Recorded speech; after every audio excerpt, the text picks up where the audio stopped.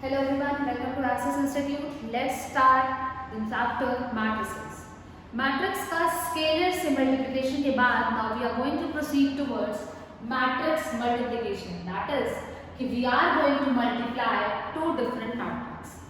Matrix multiplication is quite different from matrix addition or matrix subtraction because there over वहाँ पे क्या होता था कि हम लोगों को दो मैट्रिक्स देते थे, दोनों का ऑर्डर सेम होता था and we have to perform the operation जो भी रिक्वायर्ड ऑपरेशन था like addition subtraction between the corresponding elements.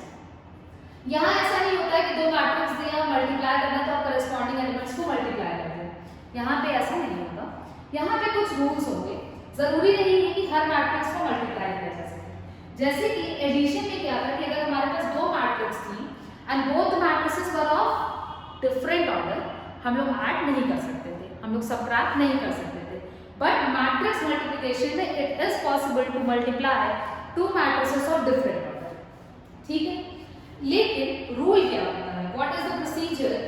कुछ मैट्रिक्स मल्टीप्लिकेशन पॉसिबल भी नहीं होते। तो देखिए जैसे आपको दिख रहा होगा कि दो मैट्रिसेस से मल्टीप्लाई होकर आंसर आ रहा है, order of everything is different over here. इसका भी डिफरेंट है, इसका भी डिफरेंट है, आंसर का भी डिफरेंट है।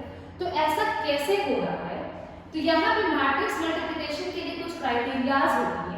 Criteria number 1, not all the matrices can be multiplied together just as all the matrices were being added or subtracted. Number 2, the ability to multiply two different matrices is completely dependent upon the order of the matrices. कि दो matrices का order क्या है उस पर depend करेगा कि matrix multiply होगी कि नहीं होगी। अगर कोई मैट्रिक्स है A, उसका ऑर्डर है m क्रॉस n, ठीक है। And another matrix B has order p cross r। अगर हमें देखिए पहली चीज तो A B और B A डिफरेंट होता है, तो अगर हमें A B निकालना है मतलब मैट्रिक्स A को मैट्रिक्स B से मल्टीप्लाई करना है, A is written first, B is written after A, तो क्या क्राइटेरिया होती है कि number of columns of the first matrix, number of columns of the first matrix is equals to number of rows of the second matrix। अगर ये criteria fulfil होगी तभी matrix multiplication is possible, else matrices cannot be multiplied together।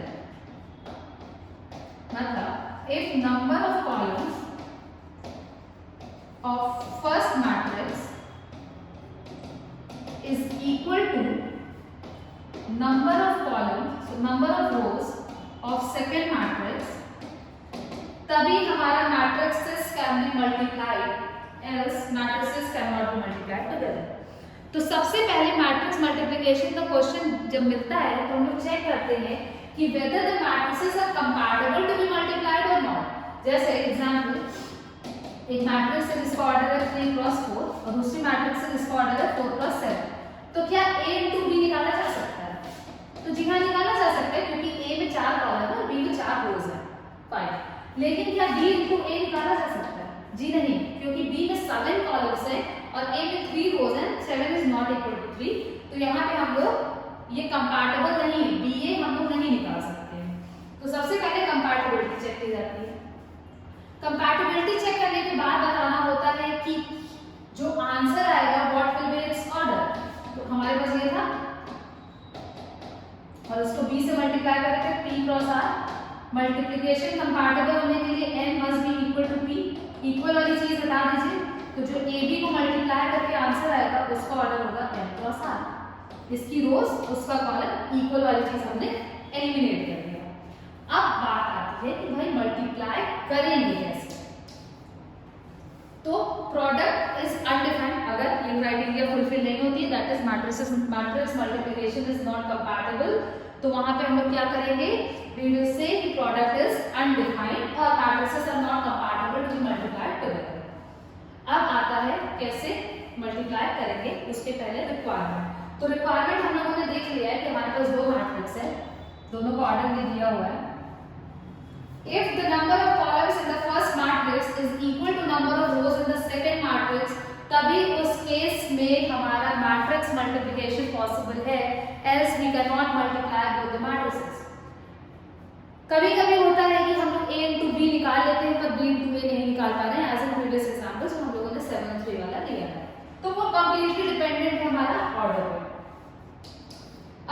बहुत देर हो गई। उसके पहले हमारे पास मैट्रिसेस है, हमें लिखना है कि अगर डिफाइंड है ऑर्डर तो क्या होगा आंसर का। ए का ऑर्डर है 3 क्रॉस 2, बी का है 2 क्रॉस 2, तो क्या ए इंटू बी हो सकता है? बिल्कुल हो सकता है, बगल बगल की चीजें बराबर है। आंसर क्या आएगा? 3 क्रॉस 4 आएगा order. B cross A, B का ऑर्डर है 2 क्रॉस 4, ए का ऑर्डर है 3 क्रॉस 2। ये तो पॉसिबल ही नहीं है ना, क्योंकि बी ये और ये बराबर नहीं है। तो सिमिलरली ये क्वेश्चन आपको करना है कि आपको चेक करना है कि number of columns of the first matrix is equal to number of rows of the second matrix.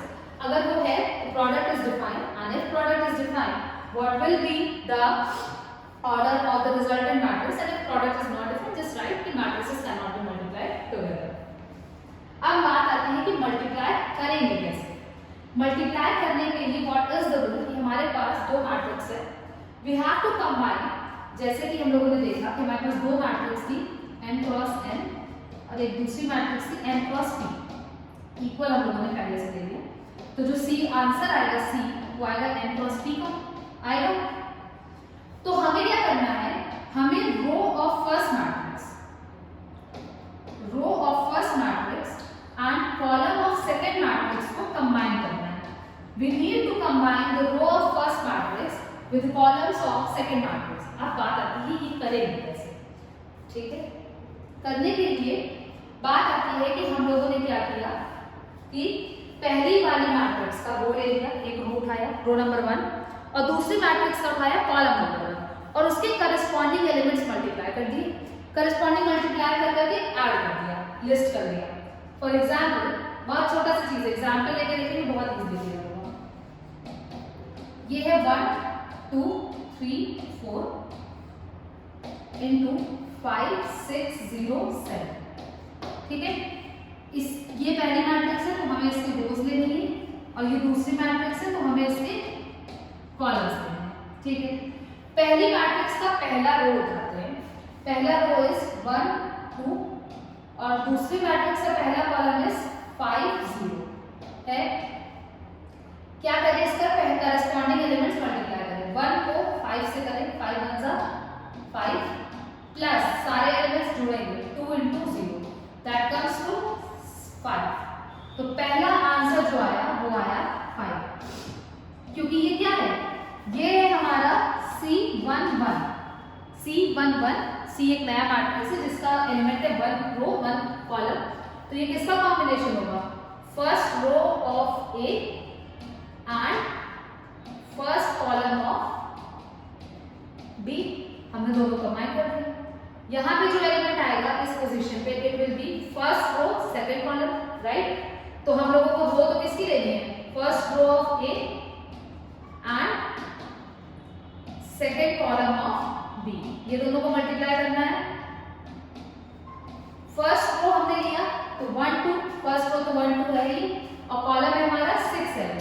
तो जब हमने 1 2 और 6 7 लिया, 1 2 और 6 7, तो क्या आएगा, 1 6 is 6 plus 2 7 is 14, 14 plus 6 comes to 20। यहाँ पे जो एलिमेंट आएगा इट विल बी C23, मतलब सेकेंड रो ऑफ A, जो कि क्या है 3 4 and first column of B। Multiply कर लीजिए, 5 6 is 50 plus 4 into 0 0 that comes to 50। अब ये आंसर आप अपने से बताइए कि it is C22, that is की सेकंड रो और सेकंड कॉलम को मल्टीप्लाई करना है तो it will be 18 plus 28 that comes to 46। अब ये होता है हमारा मैट्रिक्स मल्टीप्लिकेशन कि जो रिजल्टेंट मैट्रिक्स है उसके हमने सारे एलिमेंट्स लिख लिए जनरल नोटेशन में, और जब जनरल नोटेशन में सारे एलिमेंट्स आ गए तो हमने देखा कौन सी रो है कौन सा कॉलम है। पहले मैट्रिक्स की रो उठाया, दूसरे मैट्रिक्स को कॉलम उठाया, करस्पॉन्डिंग एलिमेंट्स को मल्टीप्लाई किया और बीच में प्लस का साइन लगाना चले गए। फिर है हमारा कि यहाँ पे मैट्रिक्स है जिसका ऑर्डर है 2 रो 3 कॉलम और इसका है 3 रो 2 कॉलम। तो क्या matrices are compatible to be multiplied together और नॉट? तो जी हाँ, matrices are compatible to be multiplied together क्योंकि number of columns in the first matrix is equal to number of rows in the second matrix. जो answer आएगा वो क्या आएगा 2 क्रॉस 2। यहाँ पे एक एलिमेंट आएगा C11, C12, C21, C22, C11 निकालते हैं। 11 का मतलब हो गया कि हमारी फर्स्ट रो होगी और फर्स्ट कॉलम मल्टीप्लाई कर लेंगे करस्पॉन्डिंग एलिमेंट्स को। 1 2 are 2